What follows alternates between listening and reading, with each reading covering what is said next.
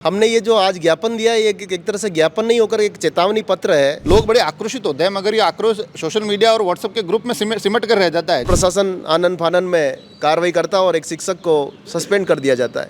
लेकिन क्या ये जिम्मेदारी केवल एक सस्पेंशन तक ही रहेगी? कि देसुरी की नाल, वो नाल जहां देश की सबसे बड़ी सड़क दुर्घटना हुई, तो एक एक इंसान की जान की कीमत है, यहाँ तो कोई जान की कीमत ही नहीं है। 2 परिवार एक टैंकर के नीचे दब कर मर जाते हैं, एसिड बहता रहता है और जलकर मर जाते हैं। सरकार को गंभीर परिणाम भुगतने को मजबूर होना पड़ा। बड़ी बड़ी सड़कें बनी हैं, टोल टैक्स हम ही भर रहे हैं, एक जगह और भर दिया जाएगा, कम से कम मरने से तो बचेंगे। 278 करोड़ का एक एलिवेटेड रोड का बजट स्वीकृति के लिए भेज रखा है, प्रस्ताव भेजा है, लेकिन उस पर अभी तक कोई स्वीकृति नहीं हुई है। हर दूसरे दिन एक नई होटल शुरू हो रही है, वो गगनचुंबी इमारतें हंसती होगी इस देसुरी की नाल पर कि तुम अभी उतने काबिल नहीं हुए हो, शायद तुम्हारे उतने सक्षम लोगों से कनेक्शन नहीं है कि इन अनुमतियों के फेर से बाहर आ सकते। लोगों को पांव रखने की जगह नहीं बचेगी। हम इतने लोग वहाँ इकट्ठे कर देंगे और ऐसा जन आंदोलन खड़ा करेंगे, और अगर नहीं भी करेंगे तो हम लोग उनको मजबूर करेंगे कि उनको करना ही पड़ेगा। कुछ संघर्ष ऐसे होते हैं जो इन दिनों अब बड़ी गंभीरता के साथ समाधान मांग रहे हैं, और उसमें से राजसमंद के परिदृश्य में एक विषय लगातार सुर्खियों में है। वो है मारवाड़ और मेवाड़ को जोड़ने वाला मुख्य मार्ग देसुरी की नाल, जो कि राजसमंद जिले के चारभुजा से होते हुए पाली जिले के देसुरी तक का एक मार्ग है। और मार्ग इतना दुर्गम है कि वहाँ से जो दुर्घटनाओं की खबरें निकल कर आती है वो दिल दहला देने वाली होती है।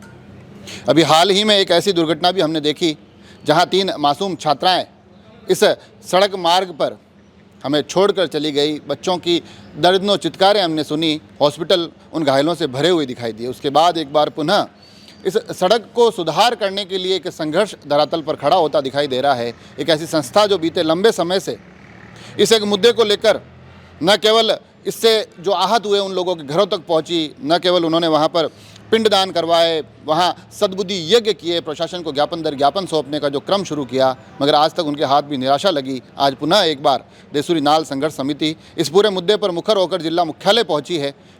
क्या कुछ निकल कर आ रहा है? गोविंद सिंह झिलवाड़ा हमारे साथ है। आप लगातार संघर्ष तो कर रहे हैं, मगर ये जो अभी घटना हुई है उसके बाद लगता है पुनः कहीं कोई हलचल हुई है, लोगों के दिल में थोड़े दर्द जगे हैं। वो दर्द सुधार के स्वरूप में आएंगे या नहीं आएंगे? बिल्कुल आना ही चाहिए। हमने ये जो आज ज्ञापन दिया है, ये एक तरह से ज्ञापन नहीं होकर एक चेतावनी पत्र है प्रशासन के लिए और जनप्रतिनिधियों के लिए भी, कि अगर इसको गंभीरता से नहीं लिया तो हम वहाँ से लोगों को पांव रखने की जगह नहीं बचेगी। हम इतने लोग वहाँ इकट्ठे कर देंगे और ऐसा जन आंदोलन खड़ा करेंगे कि ये जो जनप्रतिनिधि और प्रशासन देखता रह जाएगा, और उसमें कोई अगर कानून व्यवस्था बिगड़ती है उसकी समस्त जिम्मेदारी प्रशासन की होगी। क्योंकि आए दिन वहाँ पे लोग, हमारे परिवार के लोगों ने भी इस दर्द को झेला है, और जिस तरह से नन्हे मुन्ने बच्चों का जो देख के जो दृश्य हमें देखने को मिला कि जो नन्हे मुन्ने बच्चे 15 दिन से तैयारी कर रहे थे, पिकनिक पर जाना है, माँ बाप ने उनका टिफ़िन तैयार कर जब भेजा वहाँ पे, तो वापस वो जब उनको पता चला है कि उनके बच्चों की तो वहाँ मृत्यु हो गई है और कुछ बच्चे गंभीर घायल हो गए, और शासन प्रशासन आनन फानन में कार्रवाई करता और एक शिक्षक को सस्पेंड कर दिया जाता है। लेकिन क्या ये जिम्मेदारी केवल एक सस्पेंशन तक ही रहेगी, अथवा जिस तरह से रोड पे जो परिवहन विभाग की ओर से जिनको परमिशन दी गई है फिटनेस की, बस की, और जिस तरह से मोटर मालिक पे कार्रवाई नहीं हुई और एक केवल मात्र एक शिक्षक पे कार्रवाई करके इसी इतिश्री कर ली, ये ठीक नहीं है। क्योंकि अभी भी वहाँ पर ओवरलोड वाहन चल रहे हैं जिस पर कोई परिवहन विभाग कोई कार्रवाई नहीं कर रहा है, और लगातार हादसे होते हैं। पुलिस महकमे के और प्रशासनिक आला अधिकारी पहुंचते हैं, लेकिन कोई इसका अभी तक कोई निदान नहीं हो पाया। इसलिए हमने माननीय उच्च न्यायालय में संघर्ष समिति की ओर से मैंने और भंवर सिंह जी मारवाड़ ने मिलकर के एक जनहित याचिका भी दायर की थी, और माननीय न्यायालय ने बहुत इसको गंभीरता दिखाई और उन्होंने RSRTC को नोटिस इशू किए और उस पर उन्होंने फौरी तौर पर राहत भी प्रदान करी। लेकिन ये है कि इस मांग को लेकर के RSRTC जैसे बात हुई वहाँ के उच्च अधिकारियों से, उन्होंने बोला कि हमने 278 करोड़ का एक एलिवेटेड रोड का बजट स्वीकृति के लिए भेज रखा है, प्रस्ताव भेजा है, लेकिन उस पर अभी तक कोई स्वीकृति नहीं हुई है। अगर इस बजट में अगर इस कोई कार्रवाई नहीं होती है और हमें कोई ठोस आश्वासन नहीं मिलता है तो हम कोई जन आंदोलन खड़ा करेंगे। ये जो सड़क है, इस सड़क को लेकर जो भी जिक्र आते हैं, चाहे कितनी भी आपत्तियों का जिक्र हो जाए, कुछ अनुमतियों की बात की जाती है, दुर्घटनाओं का हम जिक्र करते हैं, अलग अलग तरीके की कई बार जिक्र आता है कि देसुरी की नाल, वो नाल जहां देश की सबसे बड़ी सड़क दुर्घटना हुई। देसुरी की नाल एक ऐसी नाल जहां 2 परिवार एक टैंकर के नीचे दब कर मर जाते हैं, एसिड बहता रहता है और जलकर मर जाते हैं। इस प्रकार की दुर्घटनाओं के जो वहाँ घाट सेक्शन में अभी ये हाल फिलहाल में जो दुर्घटनाएं हुई, इसके अलावा तो रेगुलर चलती रहती गाड़ियों के पलटने के, ब्रेक फेल होने के। प्रशासन भी जानता है, इसलिए कभी बैरिकेटिंग करता है, कभी रेती के टैंकर डलवाता है, कभी वो अभी जो छोटे छोटे वो लगा रखे हैं उन्होंने रिफ्लेक्टर। कुल मिला के जानते सब है, मगर ये फौरी तौर पर सिर्फ मन को बहलाने वाले उपाय करते दिखाई देते हैं। धरातल पर आदमी की जान से ज़्यादा कुछ महत्वपूर्ण हो सकता है क्या? आपको पता होगा 2001 में जब अमेरिका के वर्ल्ड ट्रेड सेंटर और पेंटागन पर आतंकवादियों ने जब हमला किया था, तो अमेरिका सरकार ने क्या कहा, हमारी जब जनहानि हुई तो उन्होंने अफगानिस्तान में बैठे हुए तालिबानी पर अटैक कर दिया और पूरी मुहिम छेड़ दी। करीबन 10 से 15 वर्ष तक वो लगातार युद्ध और अरबों रुपए उन्होंने झोंक दिए, क्योंकि वहाँ पे एक एक इंसान की जान की कीमत है। यहाँ तो कोई जान की कीमत ही नहीं है। अब इस देशूरी नाल बने हुए करीबन 2000 से ज़्यादा लोग इसमें मारे गए हैं और कई हादसे निरंतर होते घायलों की जो रिपोर्टिंग हुई है, हम लोगों ने जो डेटा निकाला है उस रिपोर्टिंग में ऐसा कोई महीने का वीक नहीं बीतता जिसमें कोई एक्सीडेंट या जनहानि नहीं होती।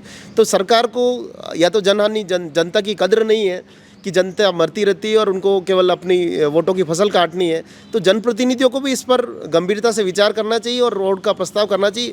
देखो, हम जनता है, हम लोग रोड नहीं बना सकते हैं, अगर जरूरत पड़ी तो हम जन सहयोग से करेंगे, लेकिन रोड ही जनता ही बनाती है। अब बड़ी बड़ी सड़कें बनी हैं, टोल टैक्स हम ही भर रहे हैं, एक जगह और भर दिया जाएगा, कम से कम मरने से तो बचेंगे। बिल्कुल सही बात है। सरकारें रियासत काल में भी टैक्स लेती थी और वर्तमान में लोकतांत्रिक सरकारें दुनिया भर का टैक्स लेती है और इनकम टैक्स के नाम पर मध्यम वर्ग पे खूब बोझ पड़ता है। तो अगर हमें टोल टैक्स ही देना है, रोड टैक्स हमें देना है, तो सरकार क्यों इसको देरी कर रही है? इसको रोड को शीघ्र, हमारा तो ये प्रस्ताव है कि एलिवेटेड रोड बनाए जाए और इसको सुचारू रूप से चलाया जाए ताकि चला जाए। इसमें जो बीच में कुछ तकनीकी बताई थी कि एक वन विभाग की कुछ अनुमतियों का जिक्र था।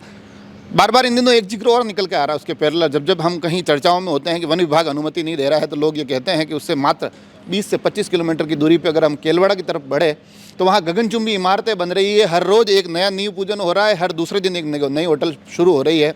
वो गगनचुंबी इमारतें हंसती होगी इस देशूरी की नाल पर कि तुम अभी उतने काबिल नहीं हुए हो, शायद तुम्हारे उतने सक्षम लोगों से कनेक्शन नहीं है कि इन अनुमतियों के फेर से बाहर आ सको।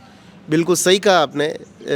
नेशनल सेंचुरी है कुंभलगढ़ में अवैध होटलों का निर्माण कई जगह हो चुका है और कई जगह हो भी रहा है, लेकिन एक्चुअली ये जनहानि के मुद्दे पर जनप्रतिनिधियों की निगाह उस तरह से नहीं पड़ रही है जैसी होनी चाहिए। क्योंकि अगर इनकी इच्छा शक्ति होती है, क्योंकि इच्छा शक्ति अगर है तो वन विभाग कई बार ऐसा कहते हैं, उनके आला अधिकारी ऐसा कहते हैं कि हमारे पास कोई अभी तक इस तरह से इजाज़त मांगी नहीं गई है। और अगर आपको एक बात अर्ज करता हूँ कि वन विभाग भी भारत सरकार का है, ऐसा तो ही नहीं कि वो पाकिस्तान सरकार का है जो अनुमति नहीं देगा। कई ऐसे रोड हैं भारत में जहाँ से वन विभाग से अनुमति दी गई है, और ये अगर इस तरह से निरंतर हादसे हो रहे हैं तो अनुमति देनी चाहिए। और संघर्ष समिति इसके लिए जो जनता की समिति है वो प्रयास कर रही है, प्रतिनिधिमंडल के मार्फत वार्ता कर रही है, तो सरकार को इस पर संज्ञान लेके शीघ्र करना चाहिए, अन्यथा सरकार को गंभीर परिणाम भुगतने को मजबूर होना पड़ेगा। एक आखिरी सवाल मेरा, अमूमन जब ऐसी घटनाएं होती है, अमूमन जब ऐसे विषय सामने आते हैं, लोग बड़े आक्रोशित होते हैं, मगर ये आक्रोश सोशल मीडिया और व्हाट्सएप के ग्रुप में सिमट कर रह जाता है। जब धरातल पर आकर लड़ने की बात होती है तो चंद चेहरे ही सामने दिखाई देते हैं, पीछे मुड़ के देखते हैं तो वो कमेंट और वो टिप्पणियाँ तो नज़र आती है, लोग नहीं आते। तो कहीं आपको ऐसा नहीं लगता है कि कई बार ये परिस्थितियाँ भी संघर्षों को समाप्त कर देती है? आपने बिल्कुल दोषी सिर्फ राजनेता और प्रशासन ही नहीं, उनसे तो लड़ रहे हैं, मगर जिनको लड़ने के लिए जो हमको उत्सुक आतुर करते हैं, जो कहते हैं कि हम आपके साथ हैं, वो साथ दिखते नहीं हैं। बिल्कुल आपने सही कहा कि आज का जो दौर है वो सोशल मीडिया का दौर है। वहाँ पे कमेंट करना अलग चीज़ है, धरातल पर संघर्ष करना बिल्कुल अलग चीज़ है। उसके लिए बहुत सारी कीमत चुकानी पड़ती है और हम चुका रहे हैं उसकी कीमत। लेकिन यह है कि जनता को भी ऐसा लगता है कि जो सरकारी जो मशीनरी की इतनी उदासीनता है, जनप्रतिनिधियों की उदासीनता है, तो उनको ऐसा लगता है कि ज्ञापन से कुछ होने जाने वाला नहीं है।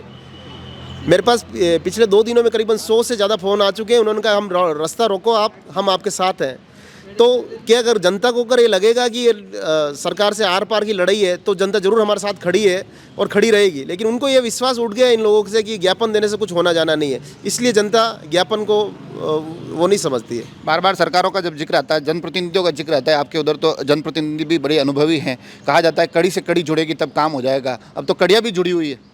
बिल्कुल डबल इंजन की सरकार है ये। जब लगातार लोकसभा और विधानसभा चुनाव के समय हमेशा ऐसा कहा जाता है कि डबल इंजन की सरकार है, और हमें ऐसी पूरी अपेक्षा है इनसे कि ये ज़रूर इस पर कुछ न कुछ करेंगे, और अगर नहीं भी करेंगे तो हम लोग उनको मजबूर करेंगे कि उनको करना ही पड़ेगा।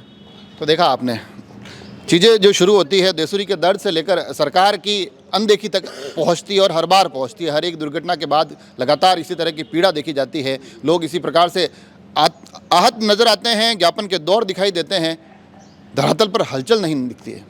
उम्मीद करते हैं कि इस बार कुछ मासूमों की जो चित्कार है इस देसूरी की नाल से गूंजती सुनाई दी थी, जिसने हर एक दिल को कहीं ना कहीं एक दर्द, एक पीड़ा का एहसास करवाया होगा।